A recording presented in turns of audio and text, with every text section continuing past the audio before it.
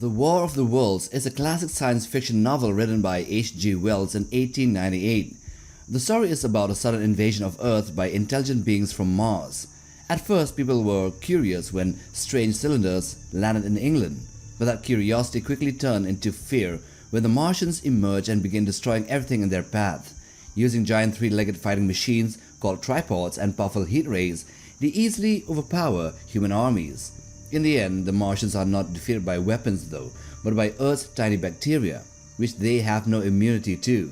The Martians in this story and in its many cinematic adaptations are very different from humans, and so here in this video, we will explore the evolution of how the Martians came to look like in the many movies and shows of this story. But unlike the tripods from the earlier video, the Martians were never shown in all the films, but just a selected few, so let's get to them. In the novel The War of the Worlds by H.G. Wells, the Martians are strange, frightening aliens who invade Earth because their own planet Mars is dying. They look nothing like humans. Instead of bodies like ours, humanoid forms, they are mostly giant heads, about 4 feet wide, 2 large eyes, and a V-shaped beak-like mouth, and 16 whip-like tentacles that they use like hands. They don't have normal stomachs, and they can't eat food the way we do. Instead, they survive by injecting the blood of humans and other animals directly into their bodies. They move around inside huge three-legged war machines called tripods, which tower over buildings and crush everything in their path. The Martians are incredibly intelligent, and they have technology far more advanced than anything humans had in 1898 and even now, which makes them seem unstoppable. We begin now with Harryhausen's Martians from the 1940s. So about 10 years before the 1953 film The War of the Worlds was released, special effects artist Harryhausen worked on an early test footage and concept art for his own possible movie version of the story.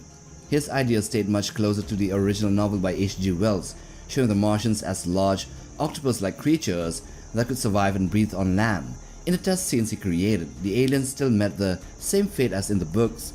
They were wiped out by Earth's tiny pathogens, which their bodies having no defense against them. Even though Harryhausen's version of The War of the Worlds was never really fully made it into a film, the test footage still survived. Now we come to the first film, the 1953 movie version and the TV series of 1988 that acted as its sequel. The Martians here look very different from the ones in the book. Instead of being big octopus-like creatures, they are short, brown aliens with long arms and 3-fingered hands that have suction cups on the tips. They have one large eye, but it is divided into 3 colored sections, red, green, and blue, which makes them look even more strange and alien. The lower half of their body is never really shown in the movie, though drawings suggest that they could have had 2 or 3 legs with suction cup toes, or maybe they had a flat body. Unlike the novel, these Martians do not use humans as food sources, and the movie does not explain about how their bodies work or their biology. So next we come to Jeff Wayne's Martians from the musical. The Martians were brought back to life in Jeff Wayne's musical version of The War of the Worlds and later in its live arena tours, with designs that stayed very close to the original ideas of H.G. Wells. Jeff Wayne himself helped guide how the aliens would look like and feel in these newer versions. While the original 1978 album didn't really actually show the Martians visually, later projects did. In the 1998 game, the Martians appeared as large octopus-like creatures with big black eyes, and the game even gave them a clear reason for invading Earth.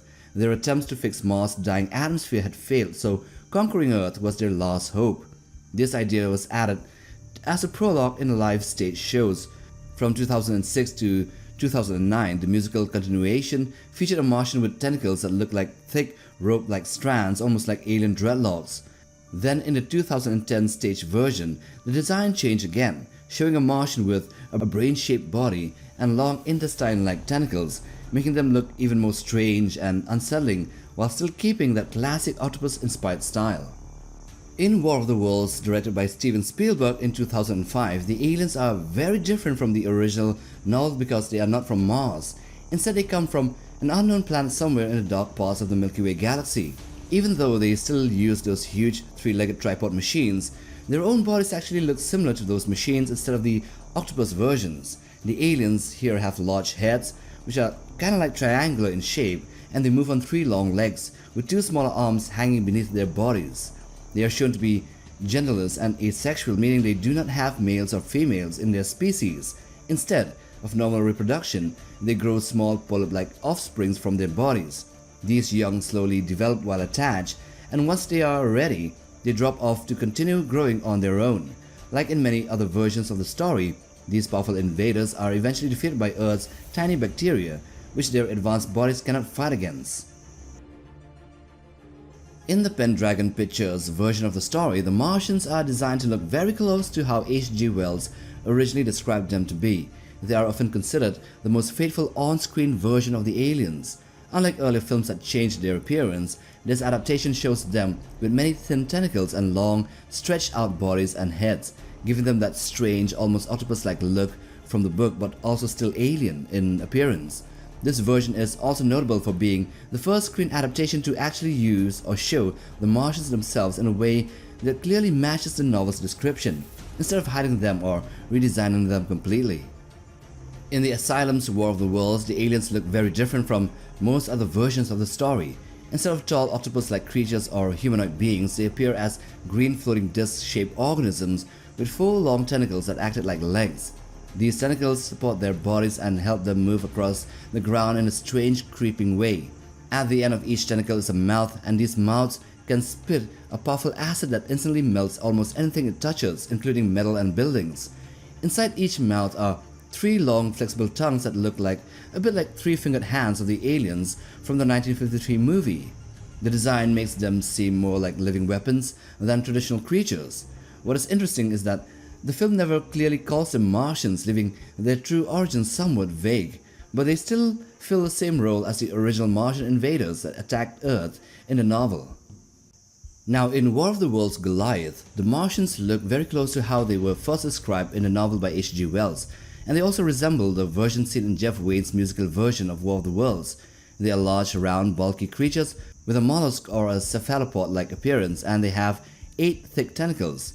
Their design keeps the classic beak-like mouth, but the movie shows more detail inside it, including a long tongue. There are some clear differences though. Their blood is bright green instead of dark, and their eyes glow a vivid red color that fades away when they die. These Martians are shown as extremely hostile and aggressive creatures, acting with cold intelligence and showing no sympathy towards humans, even drinking the blood of their victims like the original story. Unlike most other versions, however, these Martians have managed to develop immunity to Earth's bacteria, meaning they are no longer defeated by germs and are much harder to stop than in the other adaptations. Now next is the Canadian mockumentary called The Great Martian War of 1913 to 1917. The Martians here look like large, heavy insectoid creatures and with a huge brain that is exposed to the environment. Their bodies are round and swollen, and they resemble large beetles with some cephalopod features. Several curved tentacles extend from their bodies, some ending in sharp claws-like tips that look strong enough to grab or pierce humans. At the front, it has a cluster of small appendages surrounding a dark feeding area, giving it a disturbing insect-like appearance. The creature appears bulky and low to the ground, as if it relies on its tentacles to move rather than standing upright. Overall, it is one of the few that deviated a lot from the original description by H.G. Wells.